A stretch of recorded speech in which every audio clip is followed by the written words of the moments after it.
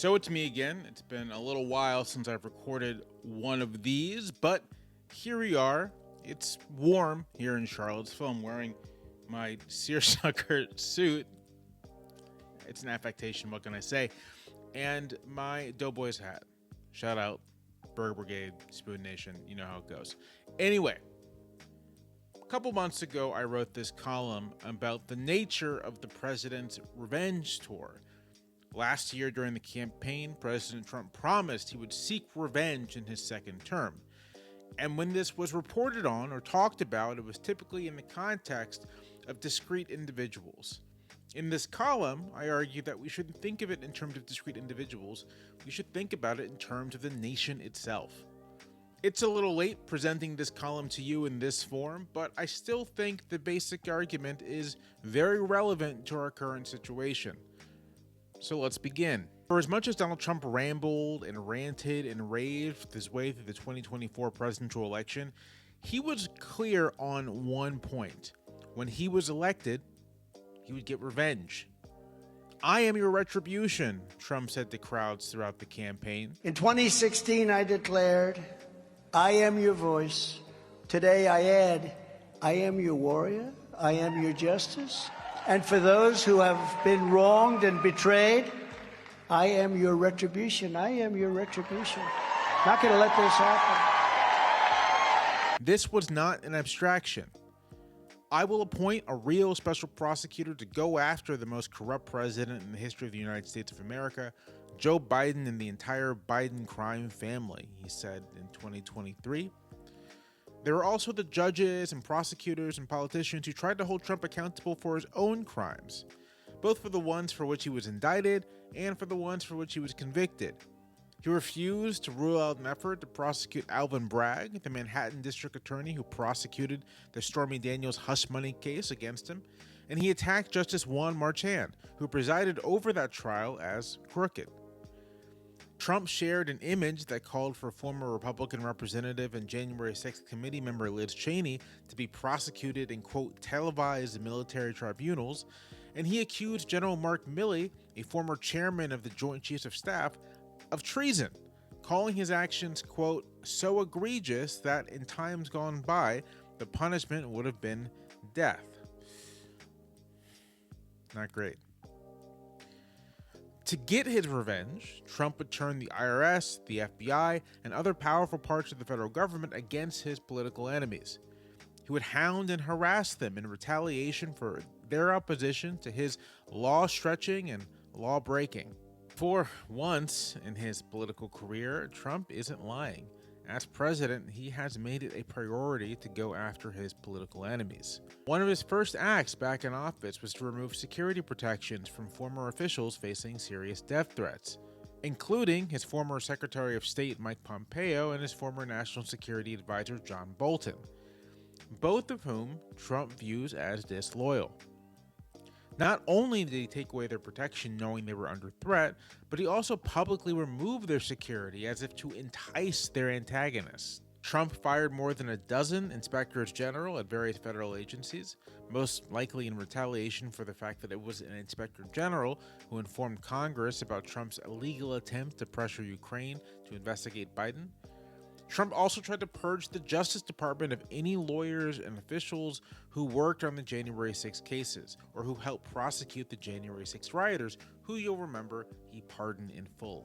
Trump has also placed a supplicant, Kash Patel, at the head of the FBI. A fervent Trump loyalist, Patel has promised to, quote, go out and find the conspirators who undermined Trump in office. In this world, ordinary Democratic opposition to a president that's lowercase d is a kind of conspiracy to undermine the republic. Patel even published an enemies list of people he hoped to pursue and prosecute in a second Trump term, with names ranging from Democrats like Hillary Clinton and Kamala Harris to former Trump allies like former Attorney General Bill Barr and Cassidy Hutchinson. Now that Patel is ensconced at the FBI, we should expect him to at some point begin to wield his new powers against the president's foes, whether in the government or outside of it. You can even understand the president's deep hostility towards Ukraine and its president, Volodymyr Zelensky, as part of his effort to punish anyone who undermines his attempt to wield and gather power. It is noteworthy that after his disastrous Oval Office confrontation with the Ukrainian president, Trump voices sympathy for the Russian president, Vladimir Putin, in a novel and revealing way. Quote, "Let me tell you, Putin went through a hell of a lot with me," Trump said. "He went through a phony witch hunt where they used him and Russia." Trump seems to identify so closely with Putin that he sees any scrutiny of the Russian dictator as an attack on him as well. Altogether, Trump has done more to actualize his desire for retribution than he has to fulfill his campaign promises to lower the price of groceries or reduce the cost of housing or even provide health care for ordinary Americans. A telling sign, I think, of his real priorities in office. This fact of Trump's indifference to most Americans, if not outright hostility towards them, considering his assault on virtually every vital government service or action, suggests another dimension to his revenge tour. It is almost as if Trump wants to inflict pain not just on a specific set of individuals, but on the nation at large. Here, it's worth taking a minute to talk a little bit about the psychology of Donald Trump. Some of our presidents have been complicated men. Abraham Lincoln comes to mind, a very complicated man, struggled with depression his entire life and melancholy. Consider Richard Nixon as well, a nearly Shakespearean figure of great talent and ambition whose paranoia, personal demons, and lust for power proved to be his undoing and his downfall. Trump, by comparison, is not a particularly complicated man. His every executive function exists to satisfy his ego. He is a covetous person consumed by an insatiable desire for acquisition. A man who seems to take the 7 deadly sins as a 7-day challenge. He sees every relationship as a game of dominance and seems to reject the very idea of a mutually beneficial exchange. He treats everyone around him, from employees and political allies to members of his own family, as tools to use and then to discard. To cozy up to Trump is to sacrifice your dignity to his cravings and desires. Look no further than Marco Rubio. That was him then. There is no way we are going to allow a con artist to take over the conservative movement, and Donald Trump is a con artist. This is him now.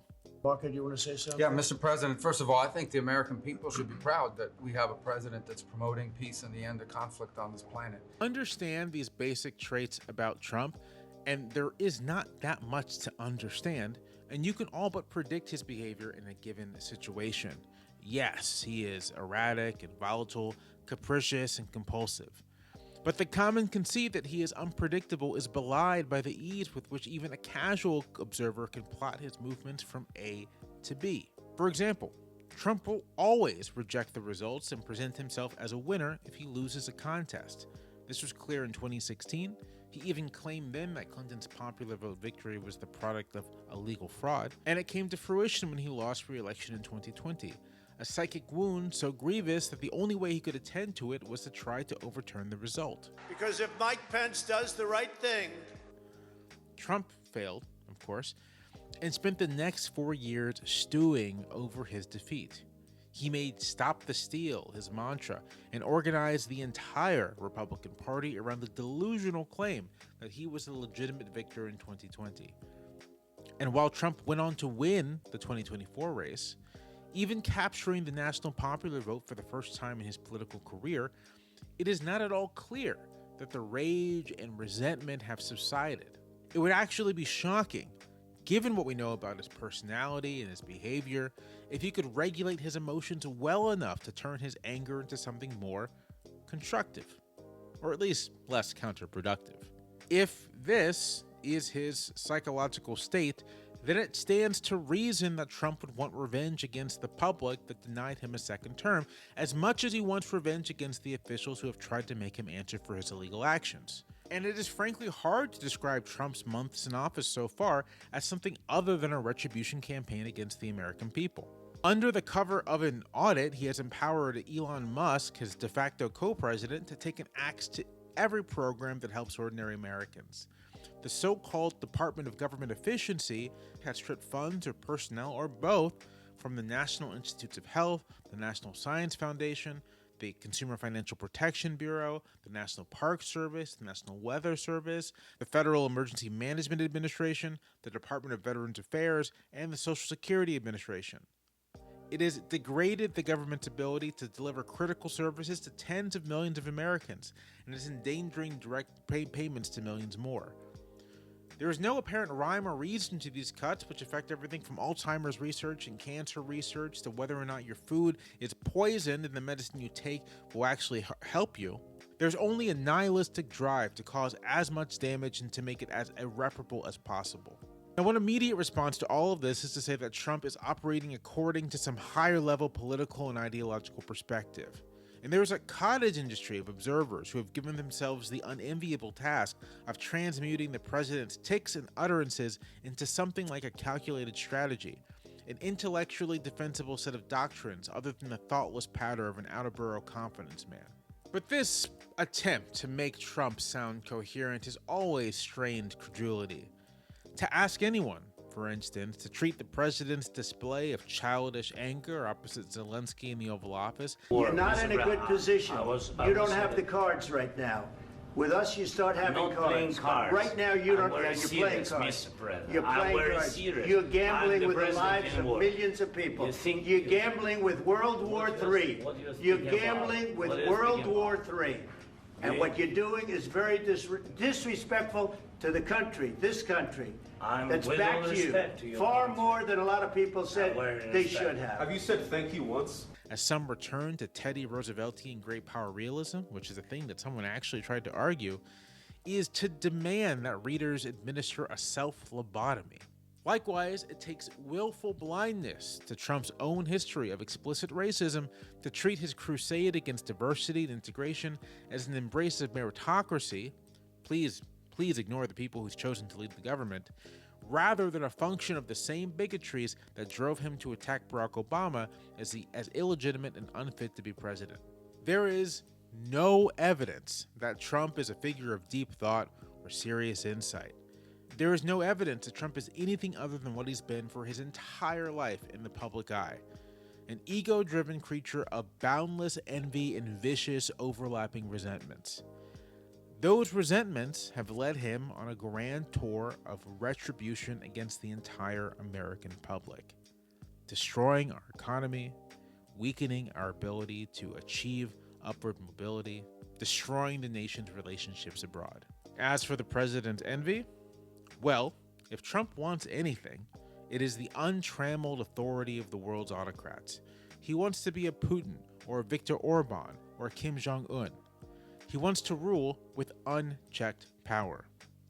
And if his psychology tells us anything, he will do everything he can to make that a reality. American democracy be damned.